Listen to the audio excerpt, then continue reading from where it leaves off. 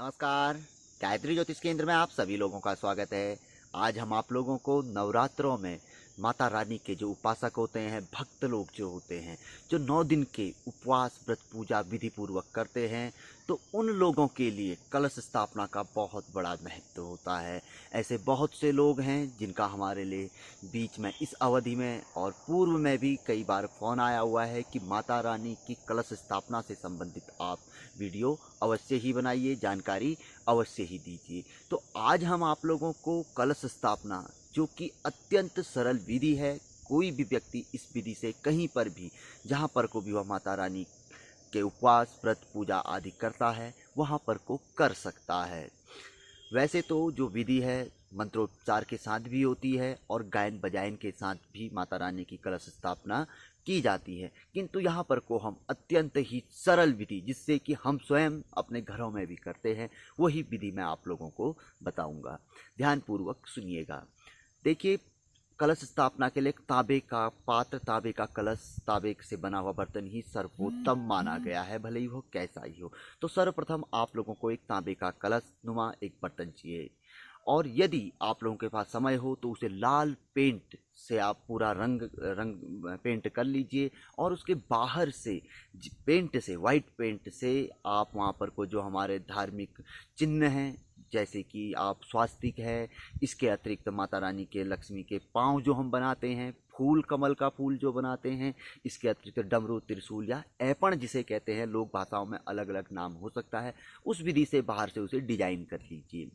इसके पश्चात जिस दिन आपने कलश स्थापना करनी हो, उस दिन प्रातःकाल उस बर्तन को भली भांति थोड़ा अच्छी तरीके से उसको धो लें, और उस पे स्वच्छ जल भरने के पश्चात पंचपल्लव में आम, बड़, पीपल, आंवला, पाऊ, पया आदि जो होते हैं, उनके 5 टहनियाँ या 5 पत्ते, 5 प्रकार की चीज़ें डाली जाती हैं। 2-2, 3-3 पत्ते भी हो सकते हैं, आम के 2-3 पत्ते, पीपल के 2-3 पत्ते हो सकते हैं। उनको उस पर डाल दीजिए। अब वहाँ पर को ब्रह्म की आवश्यकता पड़ती है, जो कि ब्राह्मणों के द्वारा कुशा से निर्मित किया जाता है, कुशा से बनाया जाता है। वो प्रतिष्ठित होता है, जिसके पास होता है तो वह ब्रह्मा डाल सकता है वहाँ पे, ब्रह्म जो कुश का बना होता है। जिसके पास नहीं है तो उसमें वह एक कुश का पत्ता या कुश की एक टहनी उसके बीच में, जो पंचपल्लव है उसके बीच में डाल सकता है, डाल आवश्यक है यह। इसके पश्चात लाल कलेवा, जो हम हाथों में रोली धागा जो बांधते हैं, उससे कलश के जो मुख में 3 बार उसको घुमाकर वहाँ पर को हल्की सी गांठ लगा ली जाती है, और उसके पश्चात उसी कलेवा से जो पंचपल्लव है ऊपर पे जो आपने रखे हैं, उनमें थोड़ा सा चारों ओर घुमाकर उसको उसी में छोड़ दिया जाता है। अब उसके पश्चात उसमें आप थोड़ा कच्ची हल्दी, सरसों, जौ और सुपारी, इनको आप उस पर डाल दीजिए, पंच यानी कि जल में, पंचपल्लवों के बीच में, जिससे कि वह जल में चले जाए। कच्ची हल्दी, सुपारी, सरसों, जौ। इसके अतिरिक्त गाय का शुद्ध घी, दूध, दही, शहद भी आप उस पर डाल दीजिए, और गंगा जल उस पर अवश्य डाल दीजिए। पहले ही जिसमें पे आप जल भरते हैं, पंचपल्लव डालते हैं, उसी समय पे गंगा जल डाल दीजिए, नहीं तो अंत तक कहीं पर भी गंगा जल इस अवधि में डाल दीजिए। अब एक लाल रंग का वस्त्र या लाल रंग की चुनरी आप, जो कि नई होनी चाहिए, शुद्ध होनी चाहिए, पवित्र होनी चाहिए, पंचपल्लवों के चारों ओर से लपेट लेंगे, उनकी सुरक्षा कवच ओढ़नी के तौर पर नया होना चाहिए। इसके अतिरिक्त एक सुहाग पिटारी, जो कि मार्केट में, बाजार में उपलब्ध होती है, जिसके भीतर एक चूड़ी और सिंदूर और भी कुछ आइटम होता है, उसका एक पाउच आप, पैकेट ही होता है, उसके ऊपर पे, कलश के ऊपर पे रख देंगे। इसके बाद यदि आपको उपलब्ध हो गौ माता का गोबर, जो गौ माता का मल बोला जाता है, यदि उपलब्ध हो तो एक पवित्र थाल में 5 जगह पर उसको रखकर उस पे 2-2 तिनके दुर्वा के आप उस पे लगा दीजिए। दुर्वा यानी दूबा, जो कि भगवान गणेश को अर्पित की जाती है, उसे लगा दीजिए। उसके मध्य में, थाली के बीच में चारों ओर से दुर्वा हो गए, कलश को आप स्थापित कर दीजिए।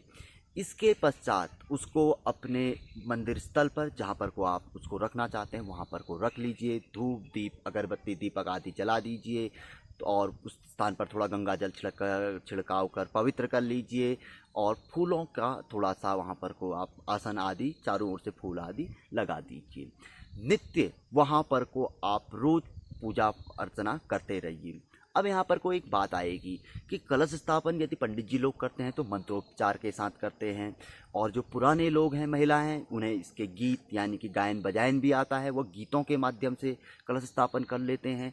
किंतु अब जो लोग ये कुछ नहीं जानते हैं तो वो इस अवधि में क्या करेंगे, इस प्रक्रिया को शुरू करने से के समय से सबसे पहले तो प्रथम पूज्य भगवान गणेश, जो कि विघ्नहर्ता माने गए हैं, हर विघ्न को हरने वाले हैं, कार्य को सफल करने वाले हैं, उनका स्मरण, भगवान विष्णु का, भगवान शिव शंकर का, सभी राम कृष्ण हनुमान जी नवग्रह सभी माता रानियों का ध्यान करने के पश्चात आपको वहाँ पर को जो कोई भी मंत्र माता रानी का आता है, कोई भजन आता है या कोई नाम आता है, निरंतर उस अवधि में भले ही आपको आधा घंटा लगे, 1 घंटा लगे, ध्यान करते रहिए, जपते रहिए कलश स्थापना होने तक। इस विधि से प्रतिदिन ऐसा आप करते रहिए। वहाँ पर को इसके पश्चात दुर्गा सप्तशती के कुछ अध्यायों का पाठ कर लेना चाहिए, कुछ न कुछ माता रानी का भजन कीर्तन वहाँ पर को अवश्य ही कर लेना चाहिए, जैसा आप जानते हैं या किसी से पूछ सकते हैं। 9 दिन करने के पश्चात अब जब आप उसका विसर्जन यानी कि जब आपकी पूजा इत्यादि समापन हो गई है, अब कलश का क्या करेंगे। कलश के भीतर के जल को इस समय पे पवित्र जल माना जाता है, इससे जलाभिषेक यानी कि हम अभिषेक किया जाता है। यहाँ पर को आप उस जल का अपने परिवार के सभी सदस्यों में छिड़काव कर अभिषेक कर सकते हैं, ताकि उन पे कोई रोग, कोई बाधा, कोई कष्ट आदि हो तो उसका शमन हो जाता है। यहाँ पर भी कोई मंत्र आदि आपको नहीं आता है, सिर्फ माता रानी का ध्यान, कोई श्लोक, सभी लोग भजन कीर्तन करके इस तरीके से छिड़काव कर सकते हैं। उस जल को एक सीसी पे आप रख भी सकते हैं, पवित्र गंगा जल समझकर। कभी घर पे आवश्यकता पड़ जाए, कभी तो पवित्र करना हो, या कभी नहाने के जो जल होता है उसमें डालकर भी आप उससे पवित्रता प्राप्त कर सकते हैं, जिस तरह से गोमूत्र गंगा जल से आप प्राप्त करते हैं।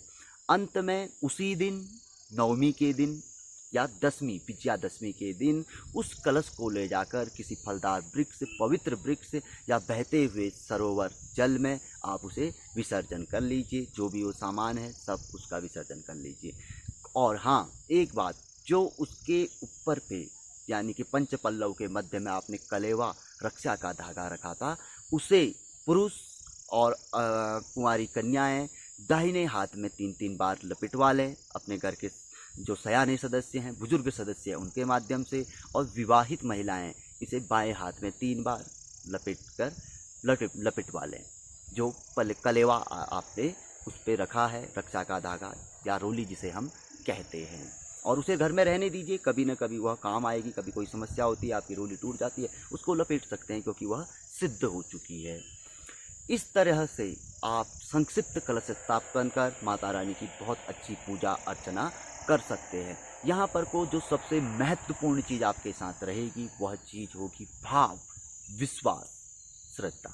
यदि आप में ये तीनों चीज़ें हैं तो ये समझ लीजिए कि पंडित जी भी, बड़े से बड़े पंडित जी आके भी आपकी कलश स्थापना कर जाते, पूजा पाठ आदि सब कुछ करवा जाते, तो भी आपको वो फल प्राप्त नहीं होता जो इस भाव, श्रद्धा और विश्वास के साथ कलश स्थापना जो आपने स्वयं की है और समापन की है, उसका फल आपको ज़्यादा प्राप्त होएगा, जो पंडित जी अन्य माध्यमों से आपको प्राप्त होता।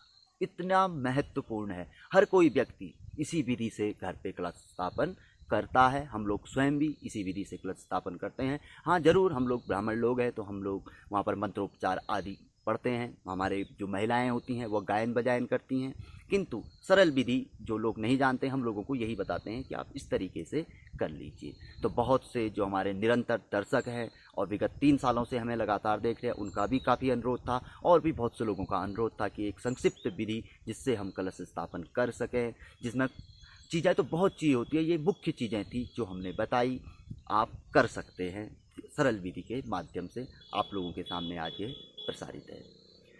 तो यदि आप लोगों को पसंद आई, क्योंकि बोलने में ऊपर नीचे हो सकता है, लेकिन विधि इससे बढ़कर आप किसी भी ज्योतिषी से, पंडित जी से, लोगों से पूछ लीजिए, इससे सरल विधि आपको कहीं भी देखने में नहीं आएगी। यदि पसंद आई तो वीडियो को लाइक कर सकते हैं, आगे बढ़ाकर शेयर कर सकते हैं। नए लोगों से आग्रह रहता है कि ज्योतिष से संबंधित जानकारी हैं, ज़रूर हम अकेले हैं, आप लोगों को एडिटिंग या बहुत अच्छी क्वालिटी या उसके पीछे का कोई हम दे नहीं सकते हैं। सिंपल तरीके से हम वीडियो बनाते हैं, कभी आउट ऑफ साइट बाहर आ जाते हैं जंगलों में, तो कभी अपने ऑफिस पे, तो इतना ही हमें आता है। और यह आपको पसंद आता है तो आप हमारे साथ बने रहिए, आपका स्वागत है। भविष्य में कहीं ना कहीं हम इसमें भी ग्रोथ करेंगे, इसमें भी डेवलपमेंट करेंगे, हमारे पास भी वो चीज़ें होंगी जो अन्य लोगों के पास संसाधनों के तौर पे जुड़ी हुई हैं।